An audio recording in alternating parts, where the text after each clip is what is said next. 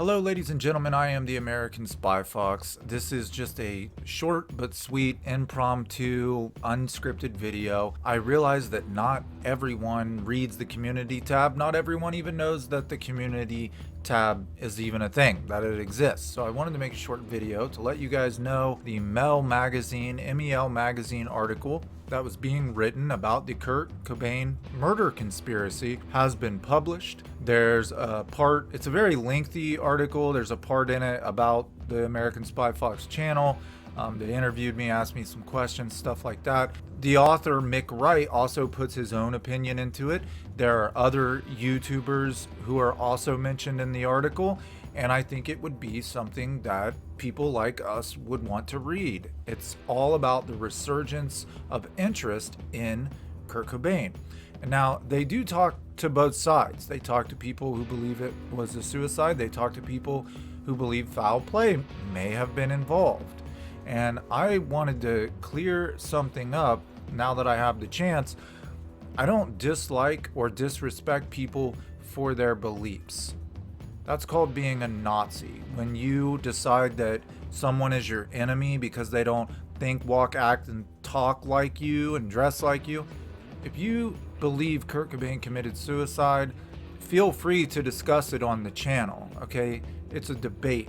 All the Nirvana series is recounting events that took place that led up to Kurt Cobain's death that are very peculiar. I'm not saying that no one has the right to believe any other way. Now, there are people, and I understand that when it comes to this topic, there are people who want to make it a war. You're either on this side or you're on that side, and we don't like each other. I'm not like that.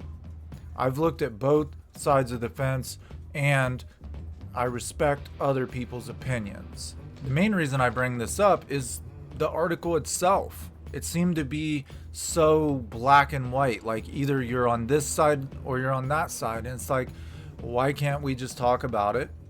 Admit that there were very peculiar happenings, that key players involved in the last week of Kurt Cobain's life acted pretty shady after his death.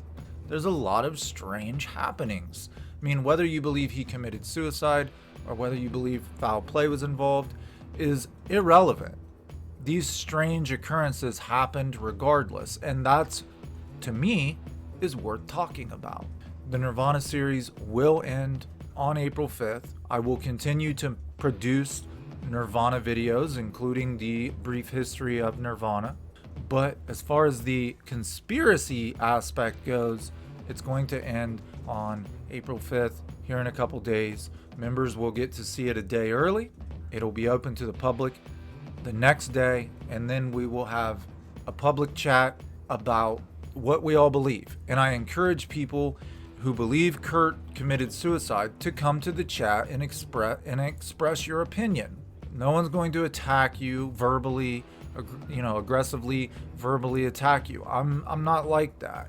I've found it hard to deal with some people who believe it's suicide because in their minds they think that I'll verbally attack them back, so they come at me very aggressively, not realizing that I'm the kind of guy who will debate with you civilly. So, having said that, the link to the article is in the description. I encourage anybody who is interested in Kurt Cobain to read the article. It's a very lengthy article. It's well written.